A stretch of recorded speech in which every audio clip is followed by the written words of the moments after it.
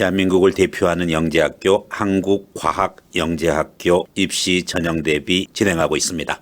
오늘은 여러분과 더불어 자소서 안내 관련해 가지고 어떻게 한국과학영재학교의 자소서 구성이 이루어져 있고 이에 대한 내용 구성은 어떻게 할 것인지에 대해서 알아보도록 하겠습니다. 사피엔스 플러스입니다. 한국과학영재학교 자소서 부분은 다른 영재학교 자소서랑은 비교가 안 될 정도로 그 항목도 다양하고 그리고 문항 자체도 굉장히 독특한 문항들을 많이 구성하고 있다는 점에서 그 특징이 있습니다. 대학 입학 자소서보다도 훨씬 더 분량 면에서 또 내용 면에서도 세부적이라는 사실을 여러분들이 알고서 한국과학영재학교 자소서 대비에 들어가야 되겠습니다. 자, 그러면은 잠시 후에 보겠습니다.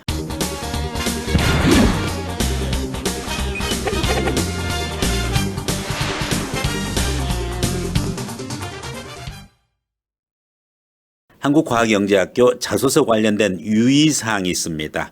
이번에는 일정이 다소 변경이 돼 있죠. 그래서 4월 22일까지 입력해야 되는 부분이고 자소서는 사실에 기초하여 직접 작성해야 되는 부분이다. 학생 기록물 평가와 영재성 다면 평가에서 자소서의 기재사항의 진위 여부를 확인한다. 따라서 자소서 관련 유의사항을 여러분들이 명확하게 인식을 하고 들어가야 되겠습니다. 이와 같이 자소서 유의사항 들어갔으면은 지원 학생들은 반드시 자소서에 대해서 유의사항을 숙지했고 거기에 맞게끔 자소서를 작성하겠다는 서약서에 또한 동의를 해야 됩니다. 서약서의 내용을 여러분들이 꼭 확인해 주세요. 사실에 입각해서 작성했다. 네, 한국과학영재학교에서 자소서 관련된 내용 확인을 요청할 경우 적극적으로 협조할 것이다. 특히 일부 학생들의 경우에는 유사성 검토를 했었을 때 너무나 비슷하게 30% 이상 유사도가 판명이 될 경우에는 그 해당 학생들에 대해서 한국과학영재학교에서는 왜 그와 같은 내용으로 구성되어졌는지 내용 확인을 요청할 것입니다. 이 경우에 본인이 적극적으로 소명할 수 있어야 되겠습니다. 그리고 자소서 작성과 관련된 주의사항들 꼭 여러분들이 숙지하고 본인 성명 쓰고 서약 확인해 줘야 되겠습니다. 네, 자 이제 이와 같은 유의사항과 그리고 서약서에 서명을 했다라고 하면은 본격적으로 한국과학영재학교 자소서 항목별 고찰로 들어가 보도록 하겠습니다. 첫 번째 항목입니다. 첫 번째 항목은 다름 아닌 지원 동기입니다. 반대로 얘기하면 한국과학영재학교가 왜 학생을 선발해야 하는지 그 이유를 기술하여 주십시오. 이렇게 되어 있습니다. 그래서 우리 학생이 갖고 있는 특성 부분 것을 명확하게 얘기를 해줘야 됩니다. 한국과학영재학교가 왜 당신을 뽑아야 되는지 그 부분 것의 이유, 반대로 얘기하면 나는 한국과학영재학교가 지향하는 그와 같은 과학영재에 너무나 적합한 인재라는 사실을 입증해 줘야 된다는 것이 첫 번째 항목입니다. 600자 이내입니다.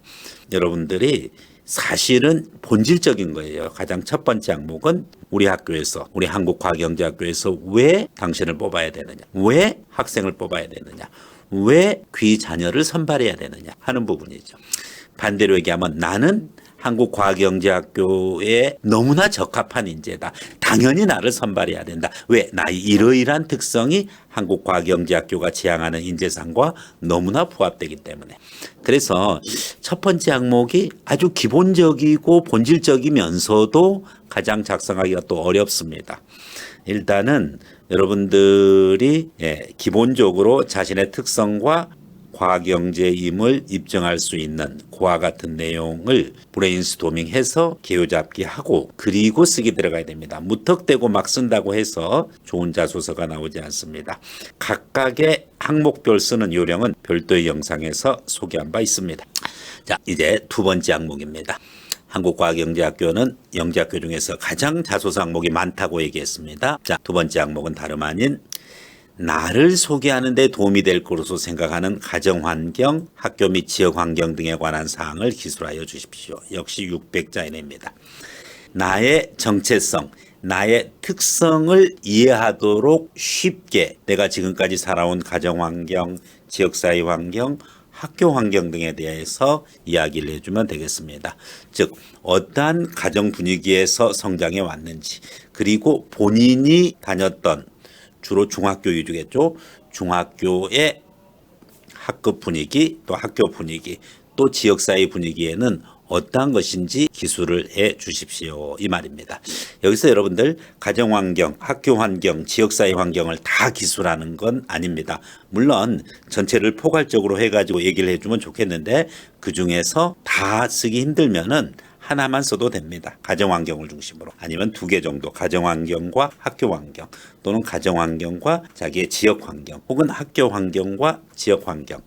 가능하면은 가정환경을 쓰고, 그리고 학교환경이나 가정환경과 지역환경, 이렇게 컨비네이션을 해서 작성을 해주면은 여러분을 소개하는데 좀 도움이 될 것입니다. 자, 심사원들이 보기에 이 학생이 어떤 가정환경에서 성장해 왔고, 그리고 어떤 학교 환경에서 공부를 해왔는지, 또 어떤 지역사회의 특성을 가지고서 공부를 했는지를 보면은 그 학생을 이해하는데 쉽게 도움이 되기 때문에 이 항목이 있는 것이죠. 3번째 항목입니다. 3번째 항목은 학업 관련되는 항목이죠. 네, 다른 영재학교는 이게 2번째 항목인데 한국과학영재학교는 항목이 워낙 많다 보니까 3번째 항목으로 등장해 있습니다. 수학, 과학, 재능과 관련해서 스스로 재능이 있다고 생각하게 된 계기나 경험, 이 2가지를 구체적으로 기술하여 주십시오. 우리 학생이 수학, 과학, 영재라는 사실, 언제 인식하게 되었고 왜 인식하게 되었고 무엇을 통해서 인식하게 되었느냐, 이거죠. 그 계기라든지, 또는 수학과학적 재능과 관련해서 본인이 재능이 있다라고 생각하게 해줬던 경험, 이 부분 것을 구체적으로 기술해달라는 것입니다. 바로 학업 능력과 관련한 부분이고, 수학, 과학과 관련된 학업 능력 무려 1200자 이내입니다. 상당히 많은 부분 것이 지금 3번째 항목 학업에 기울인 노력이고, 학업에 기울인 노력과 재능 부분 거에 있어서는 당연히 영재학교의 특성상 수학, 과학적 재능과 관련된 그와 같은 능력 위주로 기술을 해야 되겠습니다. 일부 학교에서는 수학 재능과 관련해 가지고서 또 과학 재능과 관련해 가지고 구별을 해서 작성하는 그러한 영재학교가 있습니다만은 한국과학영재학교는 반드시 꼭 구별할 필요는 없어요. 물론 구별해서 써도 돼요. 수학적 재능과 관련돼서 재능이 있다고 생각하는 계기나 경험을 쓰고, 또 그것과 별개로 2번째로 과학과 관련해서 재능이 있다고 생각한 계기나 경험을 구체적으로 기술해도 됩니다만은 수학, 과학을 융합해서 묶어서 또는 그 둘 중에 하나를 가지고 보다 더 구체적인 실험이나 경험이나 계기를 기술을 해도 지장은 없겠습니다. 중요한 것은 여러분들이 아이디어 디벨롭먼트, 브레인스토밍을 통해서 아이디어 디벨롭먼트를 하고, 그리고 거기서 체계적으로 개요를 잡고 그 개요에 따라서 글을 써가면은 쉽게 쓸 수 있습니다. 물론 주변의 전문가들의 도움을 받는 것도 좋은 방법일 것입니다.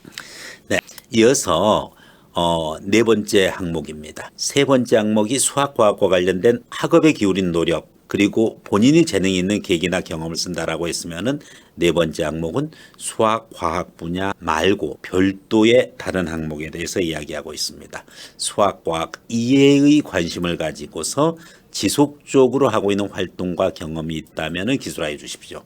수학, 과학만을 잘하는 그러한 도구적 이성의 과학인재가 아니라 인문학적인 활동이라든지 또는 사회적 봉사활동이라든지 경험, 수학, 과학 말고 다른 교과목에 가지고 있었던 활동이나 경험이 있으면 기술해 주라는 것을 이야기하고 있습니다. 네, 수학, 과학에 대한 그와 같은 재능보다는 덜 그 중요도가 있지만은 그래도 이 부분 것도 보겠다는 거죠. 수학, 과학 교과 활동의 절반 분량입니다. 600자 이내에 기술하도록 되어 있습니다. 자, 대부분의 영재학교가 3개 항목 또는 4개 항목이 전부입니다. 유독 한국과학영재학교만 4개 항목이 넘어갑니다. 5개 항목제. 5개 항목은 다름 아닌 주변인들과의 관계입니다. 교내외 친구와의 관계, 자신과 선생님과의 관계, 교우 관계, 그리고 사제 관계에 대해서 기술하고, 또 봉사활동 중 특별히 의미 있는 활동이 있다면 구체적으로 기술하여 주십시오. 즉 공동체 생활을 보는 거죠. 친구들과의 관계 그리고 교사와의 관계 이 부분 거 하나 써야 되고 그리고 봉사활동 중에서 특별히 의미 있는 활동 이 부분 것을 통해서 배우고 느낀 점 써야 됩니다.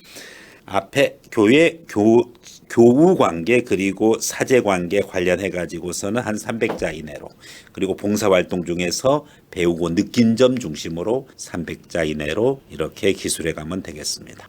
네, 자, 또 있습니다. 항목이. 네, 대단하죠. 네, 한국과학영재학교 다른 영재학교에 비해서 너무나 자소서 부담이 큽니다. 뭐 그만큼 자소서를 통해서 학생에 대해서 세밀하게 관찰하겠다는 것으로 이해를 할 수가 있겠습니다. 마지막으로 본인과 관련해서 추가로 언급할 사항이 있는 경우에 기술해 주십시오. 즉 자유 항목이죠. 자신의 특성을 표현할 수 있는 그와 같은 내용이면 되겠습니다. 자신만이 갖는 독특한 그와 같은 정체성, 특성이 있는 경우에 기술하여 주는 것이 좋습니다. 저는 별다른 게 없는데요. 자기 자신에 대해서 한 번만 더 살펴보면은 전혀 다른 학생과 구별되는 자신만의 특성이 있습니다. 또 구체적인 학습 방법에서 자기가 발견했던 것 또는 과학 탐구에 있어서 자신만의 연구 방법, 수학의 문제풀이나 또는 수학적 접근에 있어서 거꾸로 접근해 가지고 역으로 발상의 전환을 가졌던 사례 다 좋습니다. 본인과 관련하여 자기가 언급하고 싶은 거 있으면은 어떠한 내용이어도 관계없습니다. 이 부분 거에 대해서 기술해 주십시오. 이렇게 되어 있는 만큼 6번째 항목도 절대 놓치지 말고 준비해서 잘 기록해 가는 것이 중요하다고 보겠습니다. 네, 한국과학영재학교 지금 신종 코로나, 즉 코로나19로 인해 가지고 많은 입시에 영향을 주고 있습니다. 영재학교 입시도 일부 지연되어서 진행되고 있습니다. 한국과학영재학교를 준비하는 수험생 여러분들을 위해서 사피엔스 플러스에서는 그간의 경험을 기준으로 자소서 첨삭 과정을 준비해 놓고 있습니다. 학생이 주도적으로 생각하고 학원이나 부모님이 보조적으로 조력자가 돼서 도와줄 때 여러분이 원하는 한국과학영재학교 합격의 가능성이 성큼 다가갈 것입니다. 사피엔스 플러스였습니다.